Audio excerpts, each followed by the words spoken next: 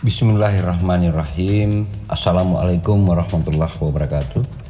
Selamat datang kembali di Dosen Organisasi, channel yang khusus membahas tentang International Style dan event sistematik serta hal-hal yang berhubungan dengan persidangan. Pada kesempatan kali ini akan kita bahas tentang konsideran organisasi.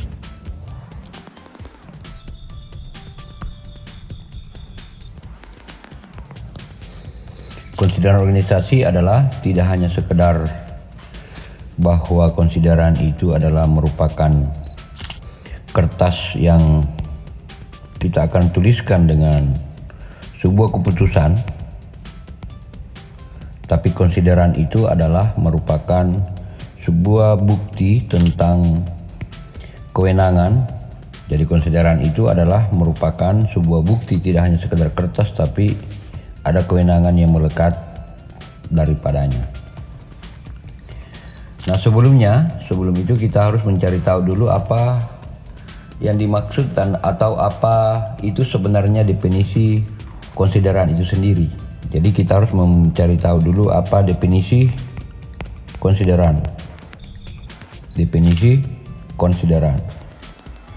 Ini penting sebab untuk memberikan kita pemahaman tentang arti penting daripada konsideran itu sendiri. Konsideran menurut KBBI adalah merupakan sebuah pertimbangan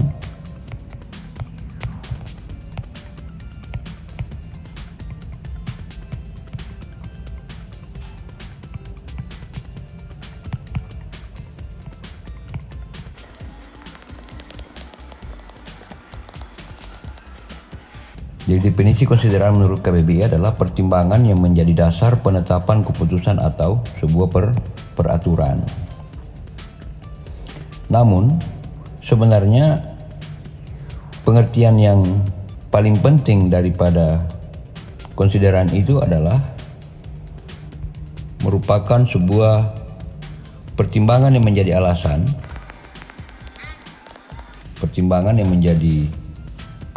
pengambilan keputusan. Jadi alasan untuk pengambilan sebuah keputusan untuk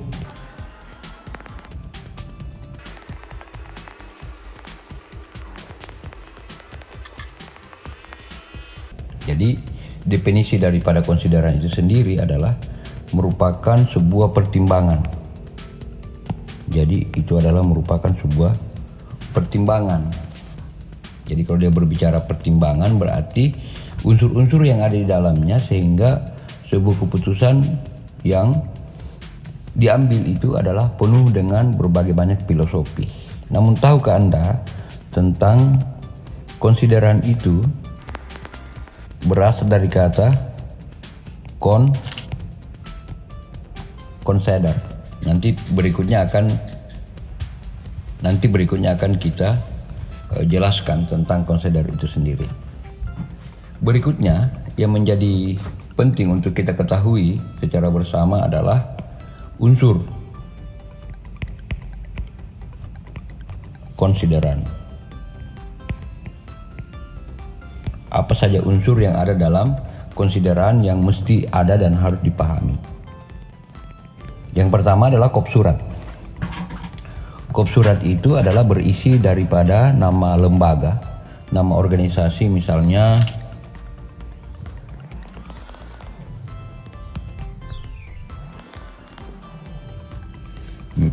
Persatuan Mahasiswa Ternate, anggaplah singkat dengan PMT, anggaplah begitu ya. Alamat di mana saja dan seterusnya, lengkap dengan nomor kontak atau nomor HP. Di sini ada logo. Kira-kira begitu. Ini adalah kop surat. Kop surat ini penting dalam hal pengambilan keputusan atau konsideran itu sendiri. Kenapa? Karena berbicara tentang konsideran berarti kita berbicara tentang hal yang formal. Nah, kalau kita berbicara formal,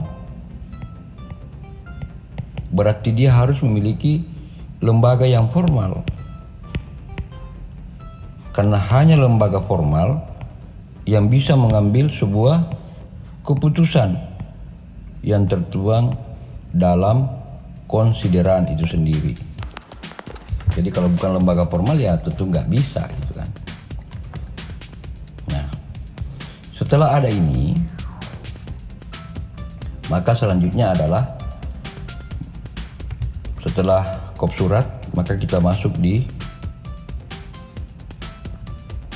nama keputusan dan nomor surat, ya kan? Jadi misalnya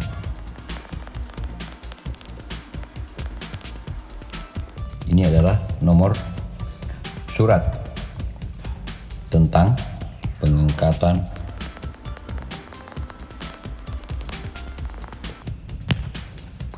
steering komite. Ini daripada nama keputusan dan nomor surat yang dibuat.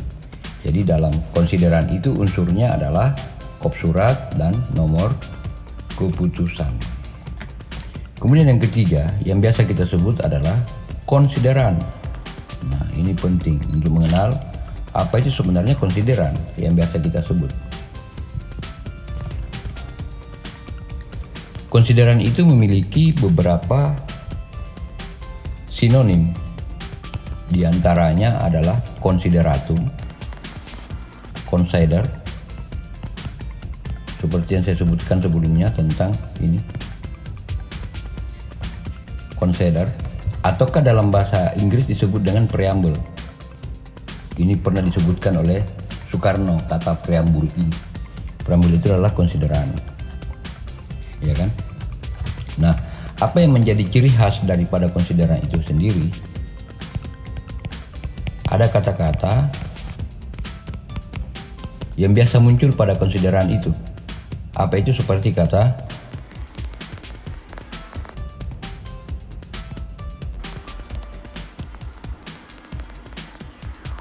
menimbang, mengingat, memperhatikan, membaca, ataupun mendengarkan. Kata-kata ini yang sering ada pada konsideran yang biasa kita dapatkan, ya kan?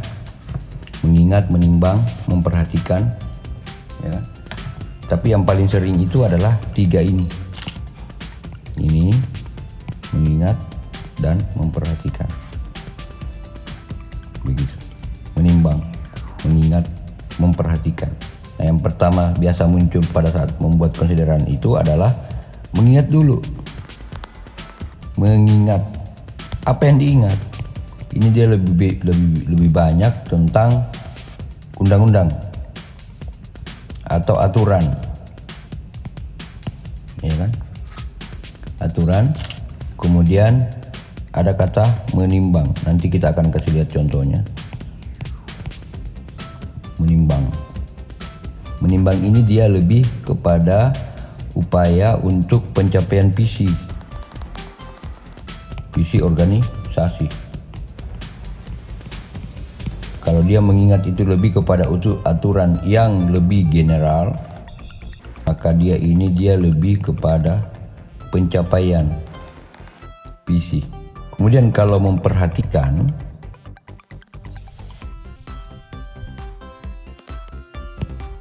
itu lebih kepada kondisi sekarang, kondisi objektif.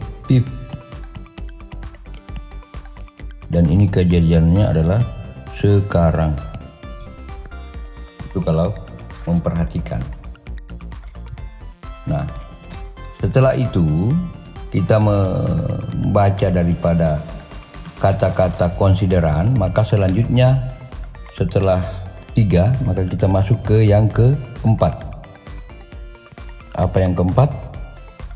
Yang keempatnya adalah desideran. Desideran itu siapa? Apakah desi itu adalah mantan? Enggak gitu, ya kan? Desideran itu adalah hal yang ingin dicapai.